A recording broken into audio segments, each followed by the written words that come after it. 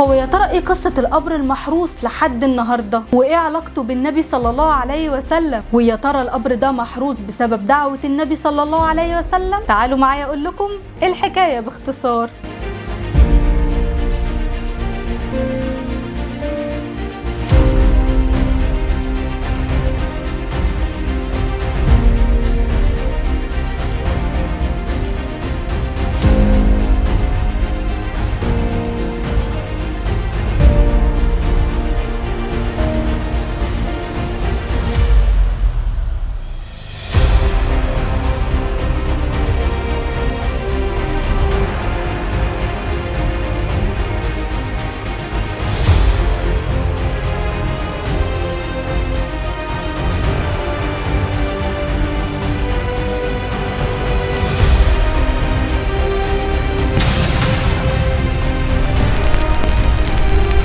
لما هاجر النبي صلى الله عليه وسلم من مكة للمدينة آخى بين الأنصار والمهاجرين، يعني خلى كل واحد من الأنصار يصاحب واحد من المهاجرين ويشتغلوا مع بعض ويسكنوا مع بعض ويتشاركوا في كل حاجة. طب السؤال المهم هنا بقى، النبي صلى الله عليه وسلم سكن مع مين؟ طبعا الأنصار كلهم كانوا عايزين النبي صلى الله عليه وسلم يقعد عندهم، يعني كل واحد من الأنصار كان بيقول للنبي صلى الله عليه وسلم تعالى اسكن معايا، كله عايز ينول الشرف العظيم ده. والنبي صلى الله عليه وسلم كان معاه ناقة، وكل واحد من الأنصار كان عمال ياخد الناقة ويقول للنبي تعالى اقعد عندي. فالنبي صلى الله عليه وسلم قال لهم دعوها إنها مأمورة، يعني هي عارفة طريقها كويس وعارفة هتروح فين، والمكان اللي هتروح فيه الناقة هيسكن فيه النبي صلى الله عليه وسلم. وفعلا بدأت الناقة تمشي قدام البيوت، وكل ما تمشي قدام بيت واحد فيهم يفرح جدا ويفتكر ان النبي هيقعد عنده، واول ما تعدي الناقة البيت يزعل وينهار. حاجة عظيمة جدا، تخيل ان النبي صلى الله عليه وسلم هيسكن معاك في نفس البيت اللي انت قاعد فيه. طبعا كلهم كانوا عايزين ينالوا الشرف العظيم ده، ولكن وقفت الناقة عند بيت ابو ايوب الانصاري رضي الله عنه. وطبعا مش محتاجة اوصف لكم فرحة ابو ايوب الانصاري في اللحظة دي. وبيت ابو ايوب الانصاري كان مكون من طابقين، طابق علوي وطابق سفلي، وقعد النبي صلى الله عليه وسلم في الطابق اللي تحت، وابو ايوب الانصاري وزوجته في الطابق اللي فوق. ولكن ابو ايوب كان متضايق جدا لاني ما كانش عايز يقعد هو وزوجته فوق النبي صلى الله عليه وسلم، احتراما وتقديرا للنبي صلى الله عليه وسلم. ازاي هم يبقوا فوق وماشيين فوق السقف اللي فوق النبي صلى الله عليه وسلم؟ ده احترام وتقدير الصحابة للنبي صلى الله عليه وسلم، مرحلة عالية جدا من الادب والاحترام. ولكن النبي صلى الله عليه وسلم اصر ان هو يقعد في الطابق اللي تحت، وده بسبب كثرة الزوار واجتماع المسلمين عند النبي صلى الله عليه وسلم، لان كان بيجي ناس للنبي صلى الله عليه وسلم وضيوف من الانصار ومن المهاجرين، وهو صلى الله عليه وسلم كان حريص انه ما يزعجش ابو ايوب الانصاري ولا زوجته، فاصر ان هو اللي هيقعد في الطابق السفلي وابو ايوب وزوجته في الطابق العلوي. ومن شدة احترام ابو ايوب الانصاري ومراته للنبي صلى الله عليه وسلم قرروا انهم يقعدوا كده في زاوية من الطابق العلوي، يعني ما يفضلوش رايحين جايين ويمشوا فوق النبي صلى الله عليه وسلم. وفي يوم من الايام حصلت حاجة مش متوقعينها، اتدلقت ميه على الارض وغرقت الارض اللي فوق النبي. ومن شدة خوف ابو ايوب ومراته ان الميه دي توصل للنبي صلى الله عليه وسلم وان السقف ينقط على النبي صلى الله عليه وسلم ميه، طبعا لان البيوت زمان ما كانتش زي دلوقتي، مسكوا اللحاف الوحيد اللي كان عندهم اللي كانوا بيتغطوا بيه في الشتاء، وما كانش عندهم اي لحاف ولا اي حاجه يتغطوا بيها، وقعدوا يمسحوا بيها الميه بسرعه قبل ما توصل للنبي صلى الله عليه وسلم. والوقت ده في المدينه كان البرد شديد جدا، وقضوا الليله كلها في البرد عشان خاطر النبي صلى الله عليه وسلم. وابو ايوب الانصاري ما كانش بياكل الا لما النبي صلى الله عليه وسلم يخلص اكل، وكان بيتتبع مكان اصابع النبي صلى الله عليه وسلم في الطبق علشان ياكل مكانه، علشان تحل البركه عليه. وبعد فتره انتهت اقامه النبي صلى الله عليه وسلم في بيت ابو ايوب الانصاري، ومشي النبي من عنده. من المواقف الجميله لابو ايوب الانصاري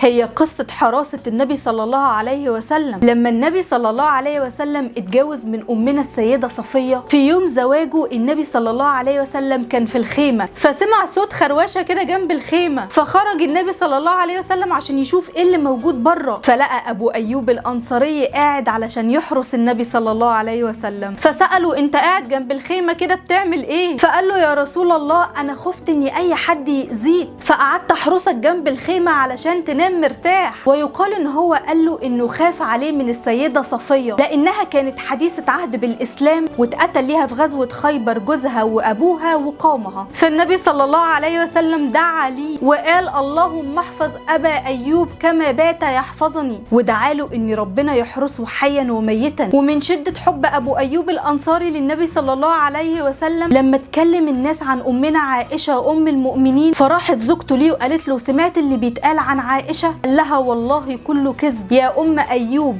أنت تفعلي ذلك؟ قالت أعوذ بالله لا والله. قال لها والله عائشة أطهر منك، يعني عائشة ما تعملش كده أبدا. وبعد وفاة النبي صلى الله عليه وسلم عاش أبو أيوب الأنصاري فترة طويلة، وتوفى سيدنا أبو بكر الصديق وسيدنا عمر وسيدنا عثمان ولحد سيدنا علي بن أبي طالب. وفي عهد معاوية بن أبي سفيان بدأ الجيش يتجهز علشان يفتح القسطنطينية بقيادة يزيد بن معاوية، والنبي صلى الله عليه وسلم بشر بفتح القسطنطينية وقال ان جيشها هيكون نعم الجيش، وقال لا تفتحن القسطنطينية فنعم الامير اميرها ونعم الجيش ذلك الجيش. وفي الوقت ده ابو ايوب الانصاري كان سنه كبير جدا، كان معدي ال80 ويقال ان هو كان معدي ال90 سنة، ولكن اصر انه يشترك مع الجيش. ازاي ما يشتركش في الجيش اللي النبي صلى الله عليه وسلم قال عنه نعم الجيش، على الرغم ان اخواته قالوا له مش هينفع تشترك، ولكن هو راح لمعاوية بن أبي سفيان وقال له إنه لازم يشترك.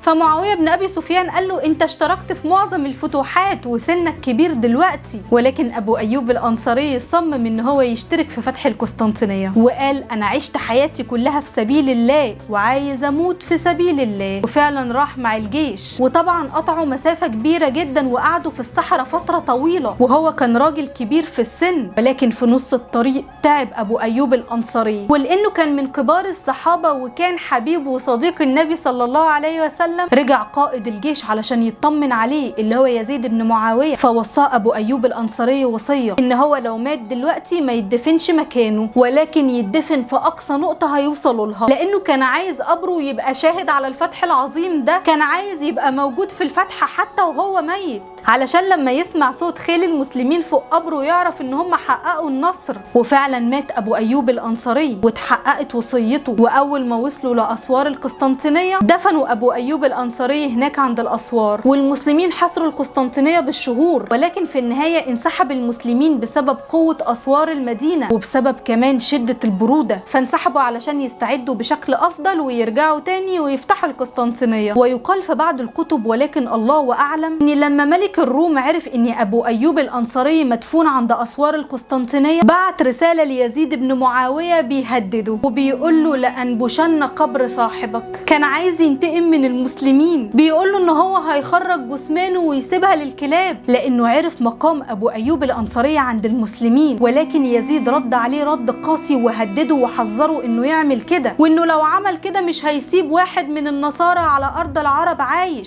وهيهدم كل الكنائس على ارض العرب. فخاف جدا ملك الروم، ومن شدة خوفه هو اللي حط حراسة على قبر أبو أيوب الأنصاري لأنه خاف واحد من شعبه يكون حاقد على المسلمين يفتح القبر ويأذيه، وبكده هيكون جاب الهلاك لنفسه. يعني ملك الروم هو اللي حط حراسة على قبر أبو أيوب الأنصاري، وفضلت الحراسة دي لحد ما تم فتح القسطنطينية على يد محمد الفاتح. ولما محمد الفاتح سأل عن القبر ده وليه القبر ده محروس كده، قالوا له ده قبر أبو أيوب الأنصاري الصحابي الجليل صديق النبي صلى الله عليه وسلم. فلما عرف قال ان احنا اولى بحراسته، وفعلا حط حراسه خاصه من المسلمين على القبر، ولحد دلوقتي قبر ابو ايوب الانصاري محروس. اتحققت دعوه النبي صلى الله عليه وسلم ان ربنا يحرسه حيا وميتا. لو عجبتكم القصه اكتبوا لي في التعليقات، وما تنسوش تشتركوا في القناه ولايك وشير للفيديو عشان يوصل لكم كل جديد، وتتابعوني على صفحه الفيسبوك والتيك توك والانستجرام. هسيب لكم كل روابط الحسابات في صندوق الوصف.